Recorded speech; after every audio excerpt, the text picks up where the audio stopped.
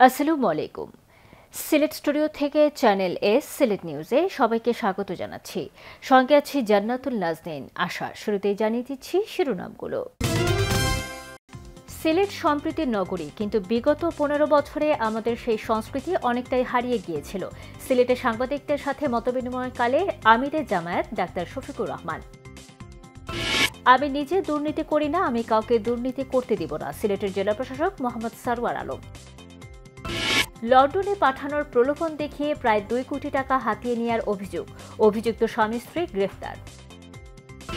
Online জুয়া ও কিশোর গ্যাংয়ের দৌরাত্ম্য বন্ধ করতে বদ্ধপরিকর সিলেটের নবাগত পুলিশ সুপার।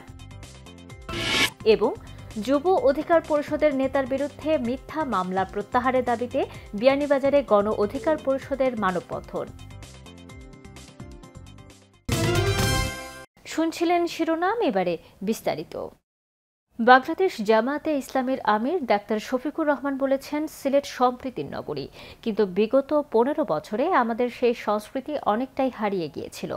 এখন বর্তমান পরিবর্তিত পরিস্থিতি, আমরা বিগত দিনের সেই অবস্থায় নেই। তাই আমাদের সিলেটের সামাজিক ও সাংস্কৃতিক সৌহার্দ্য আবার ফিরিয়ে আনতে হবে। সম্প্রীতিই হতে পারে সিলেটের উন্নয়নের ভিত্তি। সিলেটের সামাজিক, সাংস্কৃতিক ও রাজনৈতিক ঐক্য এবং ঐতিহ্য অনেক শক্তিশালী। জামায়াতে ইসলামের আমির দৈনিক জালালাবাদের আয়োজনে সিলেটে কর্মরত সম্পাদক, বার্তা সম্পাদক, জাতীয় প্রিন্ট ও ইলেকট্রনিক মিডিয়ার আঞ্চলিক দায়িত্বশীলদের সাথে চা চক্র ও মতবিনিময়ে এসব কথা বলেন। জালালাবাদ সম্পাদক ও সিলেট প্রেস ক্লাবের সাবেক সভাপতি মুক্তাবিসুন নূরের সভাপতিত্বে সভায় আমিরে জামায়াত উপস্থিত সাংবাদিকদের পরামর্শ নেন এবং বিভিন্ন প্রশ্নের উত্তর দেন। এ সময় উপস্থিত ছিলেন জামায়াতে ইসলামের কেন্দ্রীয় সহকারী সেক্রেটারি ও মিডিয়া বিভাগের প্রধান এহসানুল মাহবুব জুবায়ের, সিলেট মহানগর জামায়াতে ইসলামের আমির মোহাম্মদ ফখরুল ইসলাম, হবিগঞ্জ 4 আসনে জামায়াত মনোনীত এমপি পদপ্রার্থী সাংবাদিক অলিউল্লাহ নোমান, জালালাবাদ সিন্ডিকেট প্রাইভেট লিমিটেডের ব্যবস্থাপনা পরিচালক অধ্যাপক আব্দুল হান্নান, দৈনিক জালালাবাদের প্রধান নির্বাহী কর্মকর্তা ডক্টর নুরুল ইসলাম বাবুল। সিলেটের জেলা প্রশাসক মোহাম্মদ সারওয়ার আলম সিলেটকে বাংলাদেশের প্রথম দুর্নীতিমুক্ত জেলা হিসেবে প্রতিষ্ঠার প্রত্যয় ব্যক্ত করে তার নিজ দপ্তরে একটি অভিযোগ বাক্স স্থাপনের ঘোষণা দিয়ে বলেন, এটির চাবি একমাত্র আমার নিকটই থাকবে। যে কোনো নাগরিক নাম গোপন রেখে নির্বিঘ্নে এখানে অভিযোগ রাখতে পারবেন। তিনি বলেন, আমি নিজে দুর্নীতি করি না, আমি কাউকে দুর্নীতি করতে দিব না। সিলেটে আয়োজিত আন্তর্জাতিক দুর্নীতি বিরোধী দিবসের আলোচনা সভায় তিনি এই মন্তব্য করেন। আলোচনা সভায় স্বাগত বক্তব্য রাখেন দুদক সিলেট বিভাগীয় কার্যালয়ের পরিচালক রেভা হালদার। প্রধান অতিথির বক্তব্য রাখেন সিলেটের বিভাগীয় কমিশনার খান মোহাম্মদ রেজাউন নবী। এছাড়াও বিশেষ অতিথির বক্তব্য রাখেন Sylhet metropolitan police commissioner Abdul Quddus Chowdhury PPM, সিলেটের পুলিশ সুপার কাজী আখতারুল আলম, সনাক সিলেটের সভাপতি সৈয়দা শিরিন আক্তার প্রমুখ। বিএনপি চেয়ারপারসন বেগম খালেদা জিয়ার সুস্থতার কামনায় একের পর এক মানবিক কর্মসূচির আয়োজন করেছেন সিলেট 3 সংসদীয় আসনের বিএনপি মনোনীত প্রার্থী এম এ মালিক।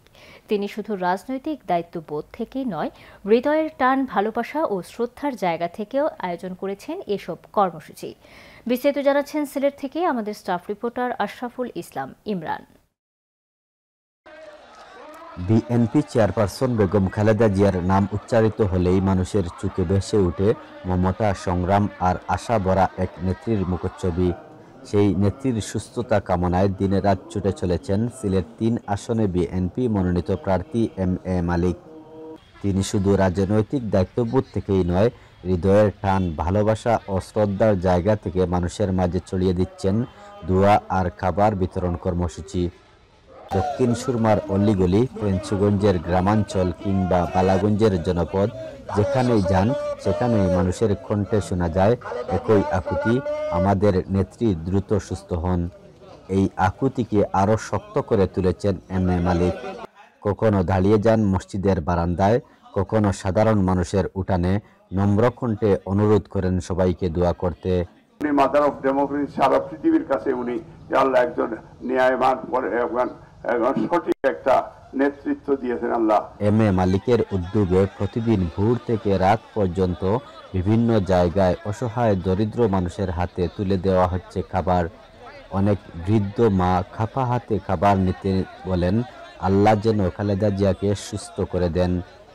যারা আল্লাহ হায়াত ফরমাই রিজিক আল্লাহ পারা বাঁচাইলাম সুস্থ করো আল্লাহ।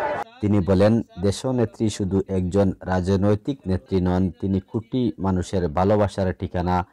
তার অসুস্থতা আমাদের হৃদয়কে ব্যথিত করেছে, তাই তার জন্য দোয়া চাইছি, মানুষের মাঝে সেবা বিলিয়ে দিচ্ছি। এটাই আমার ভালোবাসা, এটাই আমার দায়িত্ব। সবাই কান্নারত এবং কেউ তাজুদের নামাজ পড়ে দোয়া করতেছে। আমাদের ওয়াইফরাও, আমাদের সন্তানেরা, তারাও কনসার্ন। ইভেন লন্ডনেও আমি খবর নিয়েছি, যারা আমরা বিএনপি পরিবার, যারা প্রবাসী নিরপেক্ষ বাংলাদেশি, যারা সবাই বেগম খালেদা জিয়ার জন্য প্রত্যেকটা মসজিদে মসজিদে দোয়া হচ্ছে। কর্মীরা জানান, এম এ মালিকের এই মানবিক উদ্যোগ এলাকায় এক ধরনের অনুপ্রেরণার স্রোত তৈরি করেছে। দোয়া মাহফিলে তরুণ বৃদ্ধ সবাই স্বতঃস্ফূর্তভাবে অংশ নিচ্ছেন। মানুষের মুখে মুখে এখন শুধু একটি প্রার্থনা, খালেদা জিয়া যেন দ্রুত সুস্থ হয়ে ওঠেন। তিনবার প্রধানমন্ত্রী যেন আমাদের মাঝে সুস্থ হয়ে ফিরে আসেন, সেই দোয়া কামনায় আমাদের আজকে এই কার্যক্রম অব্যাহত থাকবে ইনশাআল্লাহ। বেগম খালেদা জিয়ার সুস্থতার লাগে খতম পড়াইছে এবং নিবেদন করছে, বিভিন্ন জায়গায় দোয়া মাহফিল হচ্ছে ওনার সুস্থতার লাগে। মানুষের এমন ভালোবাসার ঢেউ সিলেট ৩ আসনের রাজনীতিকেও আরো মানবিক করে তুলেছে। Ashraful Islam Imran, channel S news, Sylhet. Sylhet city কর্পোরেশনের আয়োজনে সিটি লেভেল কোঅর্ডিনেশন কমিটির সভা অনুষ্ঠিত হয়েছে। নগর ভবনের সভাকক্ষে এই সভা অনুষ্ঠিত হয়। এতে সভাপতিত্ব করেন প্রধান নির্বাহী কর্মকর্তা মোহাম্মদ রেজাই রাফিন সরকার। সিসিকের সচিব মোহাম্মদ আশিক নূরের পরিচালনায় সভায় উপস্থিত ছিলেন ও উন্মুক্ত আলোচনায় অংশ নেন সিলেট সরকারি মহিলা কলেজের সাবেক অধ্যক্ষ হায়াতুল ইসলাম আকঞ্জি, রামকৃষ্ণ মিশনের সম্পাদক স্বামী চন্দ্রনাথান্দ্র মহারাজ, সিলেট জেলা আইনজীবী সমিতির সাবেক সভাপতি advocate Emadullah Shahidul Islam, Bangladesh medical association বিএম-এর সাবেক সহসভাপতি ডাক্তার শামীমুর রহমান, সিলেট প্রেস ক্লাবের সভাপতি ইকরামুল কবির, দৈনিক সমকালের সিলেট অফিসের স্টাফ রিপোর্টার ফয়সল আহমদ বাবলু, মদনমোহন বিশ্ববিদ্যালয় কলেজের সহকারী অধ্যাপক মোহাম্মদ ফরিদ আহমদ, সিলেট এলজিইডির নির্বাহী প্রকৌশলী কে এম ফারুক হোসেন, ইমাম সমিতি সিলেট মহানগরের সাবেক সভাপতি মাওলানা হাবিব আহমদ শিহাব, জাইকার city governments specialist Bajra Kishore Tripura সহ আরও অনেক নেতৃবৃন্দ। নিয়ে নিচ্ছি ছোট্ট একটি বিরতি, ফিরে এসে যা থাকছে।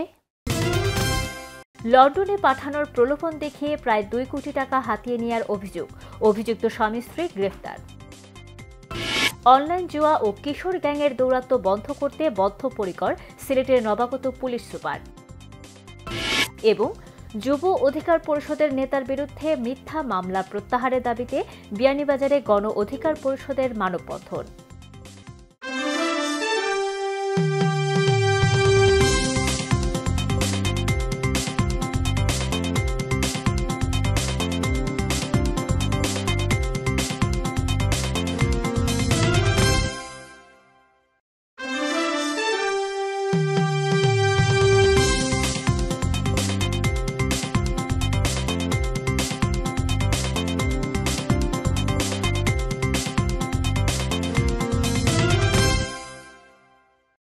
স্বাগত আরও একবার সিলেট স্টুডিও থেকে চ্যানেল এস সিলেট নিউজে। লন্ডনে পাঠানোর প্রলোভন দেখিয়ে সিলেটের বেশ কয়েকজন তরুণ তরুণীর কাছ থেকে প্রায় 2 কোটি টাকা হাতিয়ে নেওয়ার অভিযোগে কথিত স্বামী স্ত্রীকে গ্রেফতার করেছে পুলিশ। গ্রেফতার হওয়া দুজন হলেন মোহাম্মদ নাজিমুদ্দিন আদিল ও তার কথিত স্ত্রী ফারজানা শারমিন শুভা। রোববার তাদের সিলেটে এনে আদালতে সোপর্দ করা হয় বলে জানিয়েছেন কোতোয়ালি মডেল থানার ওসি খন্দকার মুস্তাফিজুর রহমান। মোহাম্মদ নাজিমুদ্দিন আদিল দম্পতি সিলেটের জিন্দাবাজারের এলিগেন্ট মার্কেটে FI ইন্টারন্যাশনাল নামে একটি ট্রাভেলস পরিচালনা করতেন। ওয়ার্ক পারমিট ভিসার আশ্বাস দিয়ে তারা জনপ্রতি 15 লাখ থেকে 20 লাখ টাকা নিতেন। অনেক ভুক্তভোগী IELTS সম্পন্ন করে গহনা, জমি, বাড়ি বিক্রি করে তাদের হাতে বড় অঙ্কের টাকা তুলে দেন। প্রতারণার কৌশলও ছিল সুপরিকল্পিত। ভিসা অনুমোদনের ভুয়া ছবি দেখিয়ে টাকা নেওয়ার পর একসময় অফিসে তালা লাগিয়ে দেন এবং মোবাইল ফোন বন্ধ করে উধাও হয়ে যান। ভুক্তভোগীরা কোতোয়ালি থানায় অভিযোগ দায়ের করলে পুলিশ তদন্ত শুরু করে এবং অবশেষে যশোর থেকে তাদের আটক করতে সক্ষম হয়। সিলেট থেকে সাইবার অপরাধ ও কিশোর গ্যাংয়ের দৌরাত্ম্য বন্ধ করতে চান বলে মন্তব্য করেছেন সিলেটের নবাগত পুলিশ সুপার আখতারুল আলম। তিনি বলেন, সাইবার অপরাধ বা সাইবার প্রতারণা অনলাইনে এখন অনেক অপরাধ ও প্রতারণা হচ্ছে। বিকাশ বা নগদে আর্থিক লেনদেনেও প্রতারণা হচ্ছে। এছাড়াও অনলাইন জুয়া পুরো দেশেই ছড়িয়ে পড়েছে। কিশোর গ্যাং ও সারা দেশে ব্যাপক আকারে ছড়িয়ে পড়েছে। আমরা অনলাইন জুয়া ও কিশোর গ্যাংয়ের দৌরাত্ম্য বন্ধ করতে চাই। সিলেটের সাংবাদিকদের সাথে মতবিনিময়কালে পুলিশ সুপার সিলেটের সীমান্ত এলাকার বিভিন্ন অপরাধ প্রসঙ্গে বলেন, সিলেট সীমান্তবর্তী এলাকা। এখানে ভারতের সাথে 180 থেকে 190 কিলোমিটার সীমান্ত রয়েছে। সীমান্তে মাদক বা চোরাচালান হয় না এটা বললে ভুল বলা হবে। অবশ্যই এসব হয়। এ ব্যাপারে কার্যকরী ব্যবস্থা নিতে হবে। চোরাচালান ও মাদক দমাতে হবে। এ ব্যাপারে আমাদের জিরো টলারেন্স থাকবে।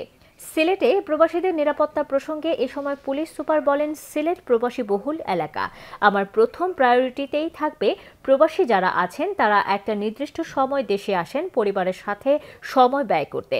তারা যাতে এই সময়টা নিরাপদে থাকতে পারেন এই বিষয়টা আমরা অত্যন্ত গুরুত্বের সাথে দেখব। যুব অধিকার পরিষদের নেতার বিরুদ্ধে মিথ্যা মামলা প্রত্যাহারের দাবিতে বিয়ানীবাজারে মানববন্ধন করেছে গণ অধিকার পরিষদের নেতাকর্মীরা।